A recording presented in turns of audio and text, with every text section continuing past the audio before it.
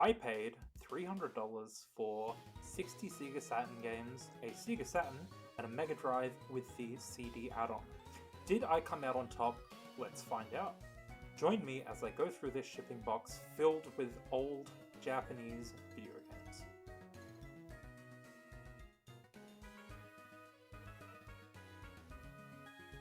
Starting us off, we've got Enemy Zero, which is a survival horror adventure game. It's got a pretty unique lenticular case where if you tilt it, it actually changes the image slightly. All prices I'll mention are in Australian dollars, so take that with a grain of salt, obviously if you're an American viewer. Enemy Zero is listed on eBay between 60 and 80 Australian dollars, but sold listings, it looks like it's about $45, which is fair enough. Next up, we have a pretty common game. This is a Virtua Fighter. This actually pops up a few times in the video.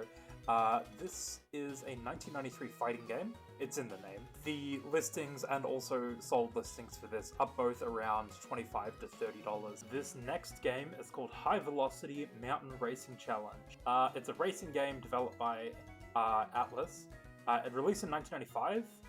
All of the listings for this are about $40 to $50, which actually surprised me. I guess these kind of drifting games are pretty popular. Next up, we have Virtua Fighter 2, which is obviously the sequel to Virtua Fighter 1. Pricing for this one are about the same for the original. It's about $20 realistically. This game here, Last Bronx, is $45. This Shin Megami Tensei game is $50, which is pretty cool. Whether you like the movie or not, Street Fighter the film of the game is worth $60. I struggled to find the price for this game at first, but then I realized I was searching for a Saturn game. It is not a Saturn game. It is a PlayStation 1 game that was adapted into an anime television series in 2001. Copies are going for anywhere between $30 and $50. Shining Wisdom is an action-adventure game developed by Sonic Software, and it retails for about $30 to $50. This soccer game, Hat Trick Hero 2, surprised me as it's going for about $40. I suppose they'll just put anyone on a cover of a video game, but this Craig Stadler Pebble Beach Golf Links game is only worth about $10 to $15. This supposedly X-rated Mahjong Four Sisters game, I can't find any sold listings for it, as all of the sold listings are filled with actual Mahjong tables, but people are asking between $40 to $60 for it. I personally don't see that. These next two quote-unquote games are CG Portrait Series Virtua Fighter games. Well, not really games, they're actually just discs with pictures of the characters on them. Apparently it was part of some competition where if you got all 10 discs, you sent in the spine cards and you would get the 11th disc, but I don't really think that they're games. This Sakura Wars game is a dating, tactical roleplay simulation game. And it's going for about $40. This caught me off guard completely. We have another relatively big hitter here. This is Real Bout Fatal Fury. This is based on the Neo Geo fighting games, and this is going to net me in a cool $60. This weird Japanese exclusive game is called Wizard's Harmony, and it looks like it's going for about $30, although some people are asking anywhere up to $60, which I've got no clue with this sort of thing. You'll see this one pop up a few times. This is Fighting Vipers. It's not worth much. It's only about $20, but if you have multiple copies like this, they add up. Here's another weird X-rated puzzle game. This is called Tenshai Muro, and people are asking between $40 and $50 for it. Sold listings are about the same. I thought that this soccer RPG had a relatively long name, and it's only worth about $10. This weird wrestling game caught me by surprise. It's called Fire Pro Gaiden Blazing Tornado, and when I was trying to search it up, I kept searching up the English words that were on it, but it didn't work. But it's only worth about $20. Moving away from the Saturn games for a little bit, here is the Sega Mega CD. This is a add-on released in Japan in 1991, North America in 1992, and 1993 for Europe. It plays CD-based games, it's in the name, and this is where Night Trap came from, which obviously caused the huge congressional hearings on video game violence. The Sega CD was mostly known for Sonic CD, Snatcher, which was Kojima's big thing before he did Metal Gear Solid, but it was pretty much discontinued not long after its release in favor of the Sega Saturn. Here's a brief look at some caseless Saturn games. I'm not pricing these because they do not have their cases or their manuals, so this is just basically me showing you what they are and not really going into any detail about them. Here's another copy of Shin Megami Tensei, although this is an alternate box titling it as Soul Hackers, and this is going for about $60 to $70, which is about what I expected. Next up here we have the horror game, which is D no Shokukatu, or it's just known as D over here. This is part of the Enemy Zero franchise, I'm pretty sure, or at least the character is from Enemy Zero, and this is going for about $40. Next up we have Neon Genesis Evangelion Second Impression. This is a role-playing game, and it's worth about $35. Next up we have a very, very, very common game. This is Christmas Nights into Dreams. It's not even a game, it's actually just a promo disc. It's a sampler. This was released around the 1996 holiday season for the Saturn, and I typically see this in the hard-off junk bins in Japan for about 100 yen.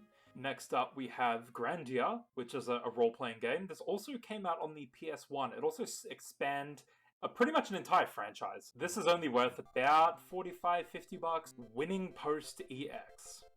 It's a horse racing game. Japan loves their horse racing. I'm not even going to worry about pricing this. It's not worth anything. We've got another caseless disc, and following that we have another copy of Enemy Zero, which, you know, was worth a little bit, so I'm glad to have that. We've got Eve the Lost One, which is an adventure game. This is the sequel to Eve Burst Era, and it's worth about $40. There's another copy of Fighting Vipers, and this weird drama game called Nijiro no Saisyon. I'm not sure if that's how it's pronounced, but it was only worth about $20. We have another caseless game, and a relatively common game, Virtual On, which was only about $25. Here we have Toshinden S for the Saturn, which is worth about $50. I couldn't find anything at all about this game, not even the name. I literally tried to translate it, come up with 7 secret halls, but also shitsu of halls, so I'm not sure what this is. There was another copy of Grandia, and these next 3 were only worth about $10 to $15. There wasn't much about them I could talk about. This Terra Fantastica was worth about $40, and it also came with a pretty cool map. I like when games used to do this. There was this theme park game, which was worth about $25 to $30. I didn't even bother looking up the prices for these 2 soccer games and this tennis game. I hate getting sports games because a lot of the time no one buys them, and I often have to just bundle them with consoles, which is probably what I'll be doing, as I've got a few Sega Saturns that need some games. There's another copy of Virtua Fighter 2 in here, and from Virtua Fighter to Virtual Cop 2, this Virtua Cop copy was about $30, which is pretty fair. I'm not even going to try to pronounce this. It's called Yukiyu Gensoki Oku Ensemble. It's worth about $20. It's just a bunch of fucking cat girls. And would you look at that, there's more fucking cat girls. Looks like this is the sequel, or it's the same franchise. While I was recording this, I was looking up the titles for research, and there was a reason these were put in the box together, because they're just more cat girls. And I think this one is also part of the same franchise, simply because the boat starts with Yukuyu. I think it's just more cat girls. And we have another Evangelion game. This one is going for about $40, which is, I mean, it's what to expect from Evangelion. We have another caseless disc, another copy of Virtua Fighter. I'm always happy to get these. These always sell for like $20. And a personal favorite, Sega Rally Championship. This is an awesome game, along with Daytona. I don't really like driving games or like racing games, but these arcade classics are awesome. That's so much fun. Closing in on the last 4 games, we have another Virtua Fighter, this weird Rig Lord 2. I thought they were trying to say Ring Lord, but nope, it's called Rig Lord, and it's worth about $30. Next up is... Bruh. What? It's just some weird dance music game. The cover was really weird and it put me off. I was like, bruh. We have the soccer RPG again. And finishing us off, we have this Mobile Suit Gundam game, which was worth about $40, which I was pretty happy with. Because there's a lot of these games out there.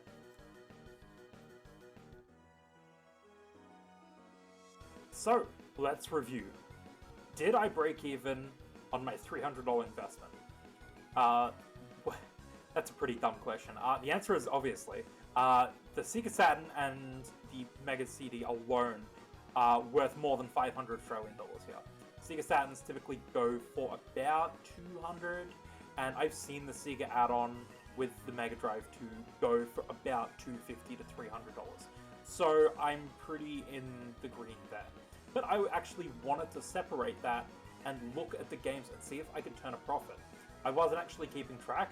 Not all of the games I searched up the prices for because some of them were just, let's face it, they were probably really shit.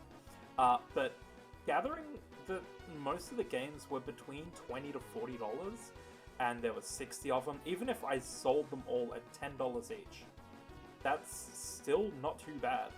You know, I'm still going to be able to make some money on it. I'm really only going to keep a handful of things that I thought were cool. Other than that, most of it's going to get sold. I think it was a good flip, and I hope you guys enjoyed the video. Thanks so much.